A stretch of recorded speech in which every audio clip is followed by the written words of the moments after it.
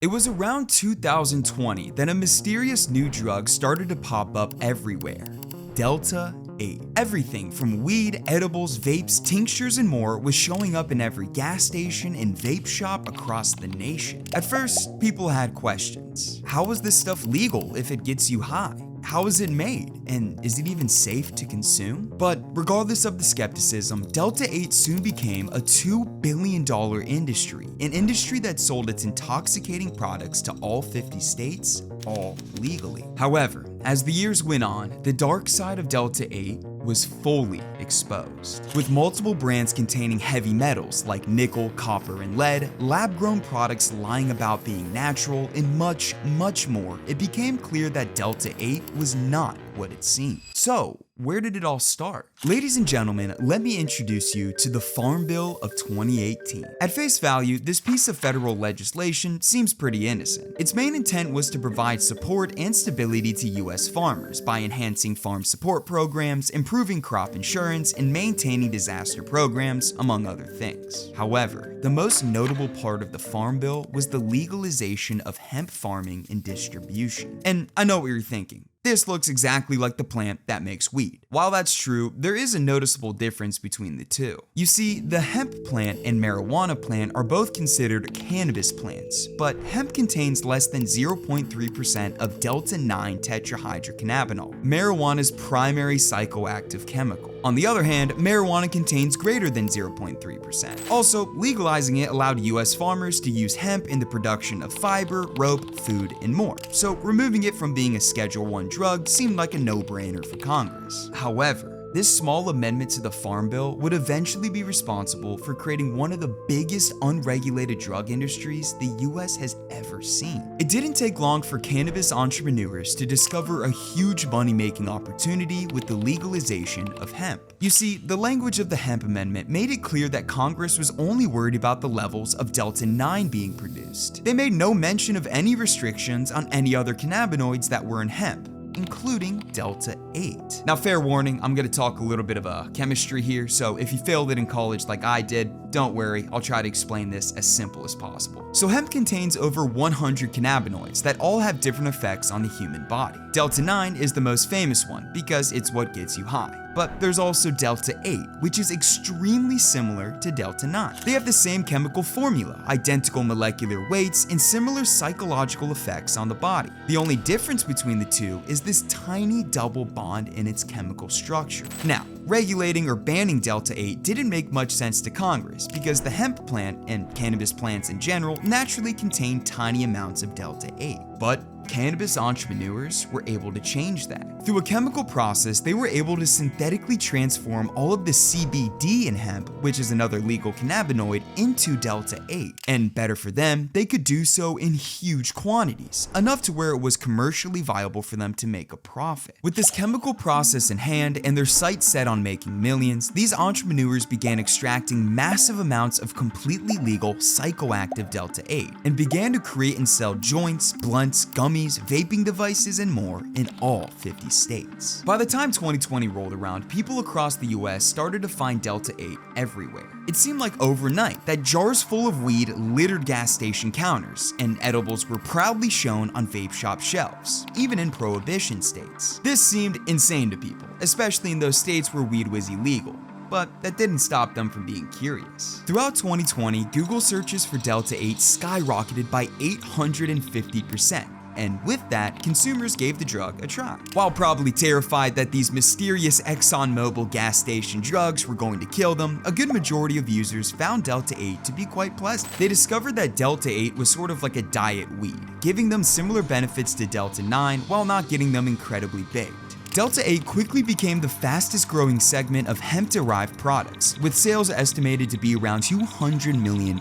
Now, while that number was dwarfed by marijuana's roughly $20 billion in sales the same year, it was clear that Delta-8 was a force of nature, a force that the FDA was very concerned about. As Delta-8 became more popular throughout 2021 and 2022, the agency simply couldn't ignore it. A drug that had not been evaluated or approved by the FDA was getting into the hands of millions who could potentially be in severe danger from the drug's unknown effects. So the FDA began digging. and what they found was very concerning. They discovered that many of the brands selling Delta-8 made erroneous claims that their products could treat medical conditions like pain relief and cancer-related symptoms while also being a great dietary supplement. And they were doing so while ignoring the fact that all of these claims had to legally be approved by the FDA. But these insane marketing claims were just the start of the problems. From 2021 to 2022, over 100 people reported to the agency that the Delta-8 products they used were causing some serious side effects. Side effects that landed 55% of them in the hospital. Those adverse effects included hallucinations, vomiting, tremors, anxiety, dizziness, confusion, and loss of consciousness. Couple that with National Poison Control Centers reporting over 2,300 exposure cases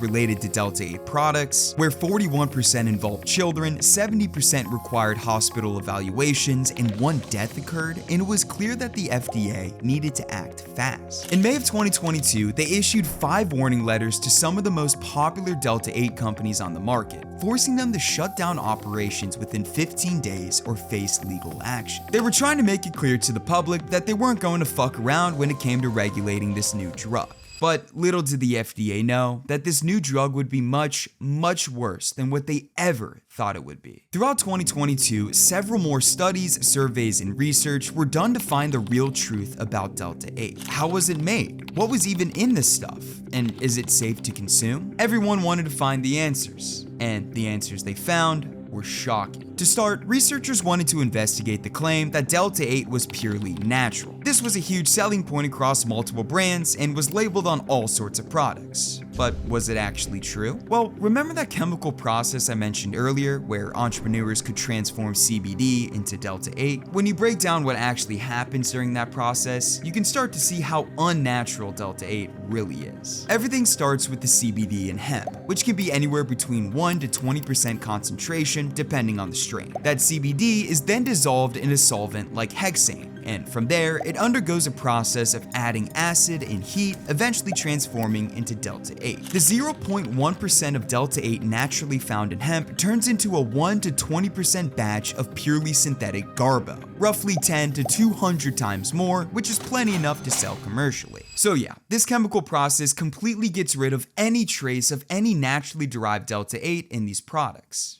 But it also does something much worse. In another study, a mass spectrometer was used on 27 different Delta-8 products across 10 available brands. And what it found in those products might get your stomach turning. None of the products contain the advertised amount of Delta-8, with almost all of them containing up to 40% less than reported. Instead, in its place were heavy metals like magnesium, chromium, nickel, copper, zinc, mercury, lead, and silicone. Ingesting these metals in any form obviously leads to adverse side effects, which can start with symptoms like shortness of breath or chest pain, but can lead to worse problems like kidney dysfunction, nervous system disorders, skin lesions, immune system dysfunction, and birth defects. Also found in these products was hydrochloric acid, the acid used in the synthetic process, and a 13% concentration of more unstudied cannabinoids. So yeah, those Delta-8 gummies you see at your local shelf aren't really what they seem to be. With this information published to the public, you would think that consumers would maybe second guess their choice to smoke some Delta-8 reefer. But it didn't seem to stop anyone. As a matter of fact, the Delta-8 industry exploded through 2023. The US market for Delta-8 and other hemp-derived cannabinoids increased 1,283%, from $200 million in sales in 2020 to $2.8 billion in 2023. It was clear as day. The market for Delta-8 products was running full steam ahead, with little to nothing stopping it. The FDA was issuing more warnings to more companies, but that was only putting the tiniest of dents in the massive production and sale of the new drug. It seemed like the FDA couldn't do anything about this, and Delta-8 was teed up to be the next ginormous unregulated drug industry. But there's a tiny piece of information I've been keeping from you guys that could drastically affect the future of Delta-8 forever. You see, the Farm Bill of 2018 isn't a set-in-stone piece of legislation. For its entire existence since 1933, the Farm Bill legally has to get revoted every 5 years, with the exception of Congress having the ability to extend the previous Farm Bill for another year. This means that it can change at any time every half-decade, and allows for new rules and regulations to be put into place wherever need be. The 2018 Farm Bill was extended before it was set to expire in September of 2023, which means that in September of 2024, anything can change about it, including the laws around hemp. Now, is this a guarantee that Delta-8 products will vanish by the end of 2024? Probably not. But there's sure as hell going to be a push from the FDA and DEA to get the Farm Bill amended to restrict selling synthetically created drugs, or at least give them the power to do so. For now, Delta-8 is still a thriving industry, with its long-term effects unknown and very few restrictions in place on what's in it, how it's marketed, and how it's made.